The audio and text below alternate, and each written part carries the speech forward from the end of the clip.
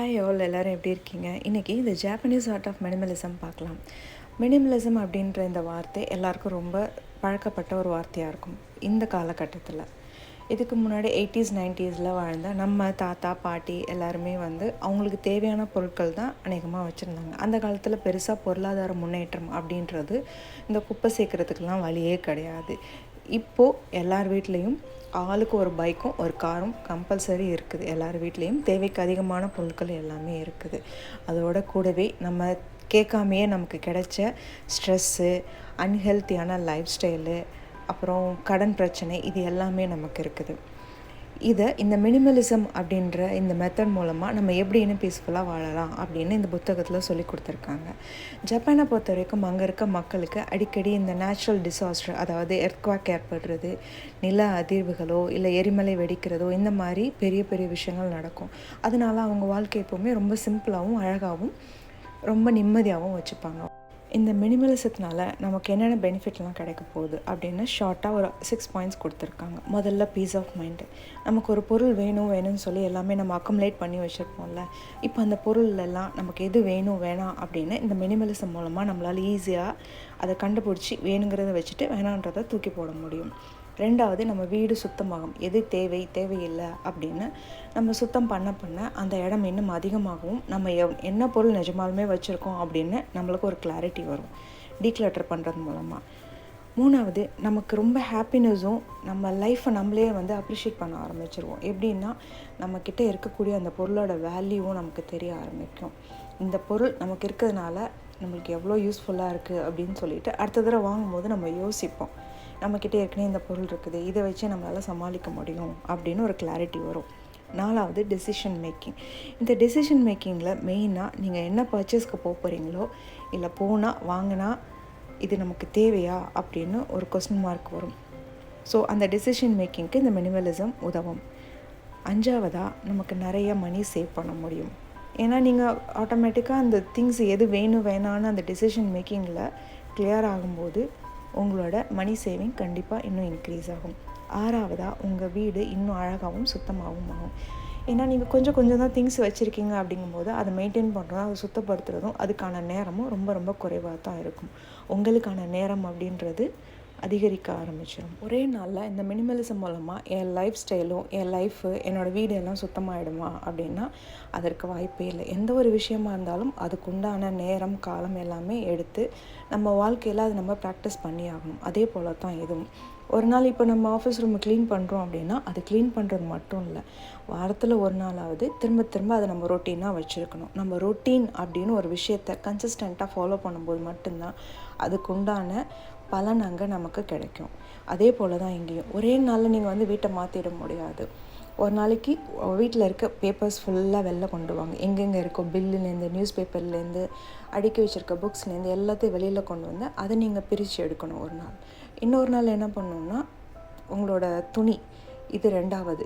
வீட்டில் இருக்கக்கூடிய நிறைய குப்பை செய்கிறதுக்கு காரணம் எல்லா துணியும் வெளியில் கொண்டு வந்து ஒன்றா எடுத்து நீங்கள் பார்க்கணும். ஒன்றா எடுத்து பார்க்கணும். அதாவது இது எனக்கு பிடிச்சிருக்கா, இது எனக்கு அந்த ஸ்பார்க் ஆஃப் ஜாய், அதை பார்க்கும்போது எனக்கு சந்தோஷம், இந்த துணியை போடும்போது எனக்கு ரொம்ப சந்தோஷமாக இருக்குது, இது நான் காசு கொடுத்து வாங்கினது எனக்கு ஒர்த்தியாக இருக்குது அப்படின்னு நீங்கள் ஃபீல் பண்ணி 100% இதுக்கு நீங்கள் மார்க் கொடுக்கலான்னா அதை எடுத்து பத்திரமா உள்ளே வைக்கலாம். இல்லை இது எனக்கு டவுட்டாக இருக்குது அப்படின்னா தனியாக நீங்கள் பிரித்து வச்சிடணும். அது மாதிரி ஒவ்வொரு துணியாக எடுத்து ஒவ்வொரு பொருளாக எடுத்து இந்த பொருள் எனக்கு சந்தோஷம், அந்த ஸ்பார்க் ஆஃப் ஜாய் அப்படின்னு கொடுக்குதான்னு பாருங்கள். அப்போயே உங்களுக்கு இந்த பொருள் வேணும் வேணாம் அப்படின்னு டிசைட் பண்ணுறதுல ஒரு கிளாரிட்டி வந்துடும். மரி காண்டோ அப்படிங்கிற அந்த ஜாப்பனீஸ் விமன் தான் இந்த ஸ்பார்க் ஆஃப் ஜாய் அப்படின்ற ஒரு புத்தகத்தையும் எழுதினாங்க. அவங்க இதில் இந்த மெத்தட் கொடுத்துருப்பாங்க, எப்படி ஒரு பொருளை நமக்கு தேவைதானா அப்படின்னு ஐடென்டிஃபை பண்ணுறது. அவங்க இதில் இந்த மினிமலிசம், இந்த டைடிங் அப் அப்படின்றத ரொம்ப அழகாக சொல்லி கொடுத்துருப்பாங்க. ஒரு துணியை என்ன மாதிரி மடிக்கணும், அந்த மடிக்கிறதுக்கு அவங்க எவ்வளோ இம்பார்ட்டன்ஸ் கொடுத்துருப்பாங்க அப்படின்னா அந்த புக்கில் நீங்கள் பார்க்கும்போது உங்களுக்கு நல்லாவே தெரியும். ஸோ இது மாதிரி ஒவ்வொரு க்ளீனிங் அப்படின்னு ப்ராசஸ் போகும்போது ஒரே நாளில் உங்களுக்கு எல்லாமே நடந்துடாது. இது மாதிரி ஒவ்வொன்றா ஒரு நாளைக்கு பேப்பரை, ஒரு நாளைக்கு உங்களோட திங்ஸ் எடுங்க, உங்களோட துணி எடுங்க, இன்னொரு நாள் உங்களோட கிஃப்ட் ஐட்டம்ஸு, மற்ற என்னென்ன தேவையில்லாதது அப்படின்னு எல்லாத்தையும் ஒரு இடத்துக்கு கொண்டு வந்துட்டு அங்கேருந்து இது எது வேணும் வேணாம் அப்படின்னு தனியாக முதல்ல பிரித்து எடுங்க. அதுக்கப்புறம் அது உள்ளே கொண்டு போகிறதா இல்லை அது வெளியில் கொண்டு போகிறதான்னு பார்க்கணும். இப்போ கொஞ்சம் உங்ககிட்ட எல்லாமே அக்குமுலேட் ஆயிடுச்சு, நிறைய பேப்பர்ஸு, துணி, இல்லை நிறைய கிஃப்ட் ஐட்டம்ஸு, நீங்கள் யூஸ் பண்ணாத நிறையா புது ஐட்டம்ஸு எல்லாமே உங்ககிட்ட சேர்ந்துருச்சுன்னு வச்சுக்கலாம். அடுத்து அதில் யூஸ் பண்ணக்கூடிய நல்ல பொருளாக இருந்தால் பக்கத்தில் இருக்க யாருக்காவது டொனேட் பண்ணுங்கள். சரியா? அப்படி இல்லை, உங்களால் அதை டொனேட் பண்ணக்கூடிய நிலைமையிலேயே இல்லை அப்படின்னா தயவு செஞ்சு த்ரோ பண்ணிடுங்க. ஏன்னா அந்த மாதிரி ஒரு பொருளை நீங்களாக இருந்தால் யூஸ் பண்ணுவீங்களா அப்படின்னு முதல்ல யோசிச்சு பாருங்கள். இல்லைன்னா டொனேட் பண்ண முடியாது, அது யாருமே யூஸ் பண்ணுற நிலமை இல்லைன்னா தயவு செஞ்சு அதை தூக்கி போட்டுருங்க. ஒரு சென்டிமெண்டல் வேல்யூ அப்படின்னு நீங்கள் சொல்லி ஒரு பொருளை வீட்டுக்குள்ளே நீங்கள் நிறையா சேர்த்து வைக்கும்போது அதுக்கான மெயின்டெனன்ஸும் அதுக்கான நேரம் உங்கள் வாழ்க்கையில் நீங்கள் நிறையா செலவு பண்ணுற மாதிரி தான் வரும். உங்கள் மனசில் அந்த சென்டிமெண்டல் வேல்யூ இருக்கணும். அதுதான் உயர்வான இடம். வெளியில் எங்கேயோ ஒரு தூசி படிஞ்சு ஒரு அலமாரியில் இருக்கிறதுக்கு பேர் சென்டிமெண்டல் வேல்யூ கிடையாது.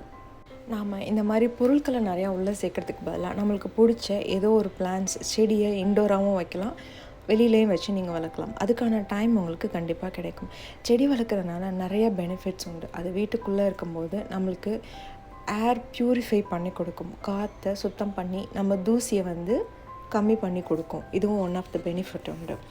அதுக்கப்புறம் பட்ஜெட், மெயினாக நம்ம லைஃப்பில் நம்ம எல்லாருமே யூஸ் பண்ணிகிட்ருக்க அந்த பட்ஜெட்டில் நிறைய மணி சேவ் பண்ண முடியும் இந்த மினிமலிசம்னால. நீங்கள் வெளியில் இப்போ க்ராசரிக்கு போகிறீங்க அப்படின்னா திங்ஸ் வாங்க போகிறதுக்கு முன்னாடி கண்டிப்பாக உங்கள் கையில் லிஸ்ட் எடுத்துகிட்டு போங்க, உங்களுக்கு இப்போ எது வேணும் வேணாம் அப்படின்னு சொல்லிட்டு. அங்கே போனதுக்கப்புறம் ஏதாவது இம்பல்சிவ் பையிங் அப்படின்னு சொல்லிட்டு பார்த்தோன்னே கை நம்புங்கும். அது அழகாக இருக்கே, இல்லை எனக்கு இது வேணுமே, இது நான் ரொம்ப நாளாக தேடினேனே அப்படின்னு சொல்லும்போது அந்த மினிமலிசம் லைஃப் ஸ்டைல் நீங்கள் ஸ்டார்ட் பண்ண பிறகு உங்கள் மைண்டு கேள்வி கேட்கும், இது எனக்கு இப்போ தேவைதானா, எனக்கு இப்போ ரொம்ப முக்கியமா, இதில் நான் காசு போடுறது இப்போ தேவையா அப்படின்னு சொல்லிட்டு, இது என் பட்ஜெட்குள்ளே வருதா அப்படின்னு இந்த கிளாரிட்டி நமக்கு கிடைக்கும். எது வேணும் வேணாம் அப்படின்னு. இன்னொரு பக்கம் நம்ம மணியும் நம்மக்கிட்ட பாதுகாப்பாக இருக்கும், அனாவசியமாக ஷாப்பிங்கில் போகாது. 5வதாக ஸ்பிரிச்சுவலாக நமக்கு நிறையா டைம் கிடைக்கும்னு சொல்லும்போது நம்மளோட ஃபோக்கஸ் எங்கே வேணும்னு அப்படின்னு நம்ம நினைக்கிறோம். நிறையா ஃபேமிலியோடவும் குழந்தைங்களோட படிப்போடையும் செலவு பண்ணணும்னு நிறைய பேர் நினச்சிட்ருப்பாங்க. அதுக்கான சரியான டைம் இந்த மினிமலிசம் நமக்காக கொடுக்கும். விமென்கான ஒரு இடம் அப்படின்றது கிச்சன். அந்த கிச்சனில் நிறைய நேரம் நீங்கள் செலவு பண்ண தேவையே இருக்காது. உங்களுக்கான கோல் செட்டிங்காக இருக்கட்டும், இல்லை எக்ஸசைஸாக இருக்கட்டும், இல்லை பர்சனல் டெவலப்மெண்ட்டாக இருக்கட்டும், அதுக்கான நிறையா டைம் இதில் கிடைக்கும். பட்ஜெட்டு, இந்த பர்சனல் டைம், கோல் செட்டிங், இல்லை ஜேர்னல் ரைட்டிங் அப்படின்றது நீங்கள் என்ன பண்ணிகிட்ருக்கீங்கன்னு நீங்கள் ட்ராக் பண்ணும்போது உங்கள் வாழ்க்கை என்ன மாதிரி எதை நோக்கி போயிட்டுருக்கு அப்படின்னு நீங்களே ஒரு கிளாரிட்டி உங்களுக்கு கிடைக்கும். வாரத்தில் ஒரு நாள் அதை எடுத்து படித்து பார்க்கும்போது இது எல்லாமே மினிமலிசத்தில் உங்களுக்கு கிடைக்கக்கூடிய மிகப்பெரிய பெனிஃபிட்ஸ். இது மட்டும் இல்லாமல் இன்னும் குட்டியாக சொல்லணும் அப்படின்னா உங்கள் வாழ்க்கையை நீங்கள் நிறையா ட்ரான்ஸ்ஃபார்ம் பண்ணணும்னு நினச்சிட்ருப்பீங்க, நிறையா ட்ராவல் பண்ணணும் அப்படின்னு. அப்போ ட்ராவல் பண்ணணும்னு நினைக்கும்போது உங்களுக்கான பட்ஜெட்டில் இந்த பணம் அப்படிங்கிறதோ இல்லை நீங்கள் வெளியில் போகும்போது இம்பல்சிவ் பையிங் இருக்காது. ப்யூர்லி அந்த இடத்துக்கு போகும்போது அந்த இடத்த மட்டும்தான் நீங்கள் ரசிப்பீங்க. உங்களுக்கு வேறு எந்த ஒரு அட்ராக்ஷனோ இல்லை டிஸ்ட்ராக்ஷனோ உங்கள் மைண்டு வரவே வராது அந்த அளவுக்கு. ஏன்னா ஆல்ரெடி நீங்கள் உங்கள் மனசுக்கு அடி ஆழத்தில் ரொம்ப சந்தோஷமாகவும் நிம்மதியாகவும் இந்த மினிமலிசம் உங்களுக்கு கொடுத்துருக்கும் போது உங்களை தாண்டி நீங்கள் வெளியில் பார்க்குற எல்லாமே ஒரு அர்த்தமுள்ளதாகவும் நல்ல விஷயத்துலேயும் மட்டும்தான் உங்கள் ஃபோக்கஸ் இருக்கும். அதை தாண்டி பார்க்குறதெல்லாம் வாங்கணும், இது எனக்கு தேவை அப்படின்றது கண்டிப்பாக அந்த டிஸ்ட்ராக்ஷன், அந்த மைண்டு வேவரிங் அப்படின்றது நமக்கு கொஞ்சம் கொஞ்சமாக குறைய ஆரம்பிச்சிடும்.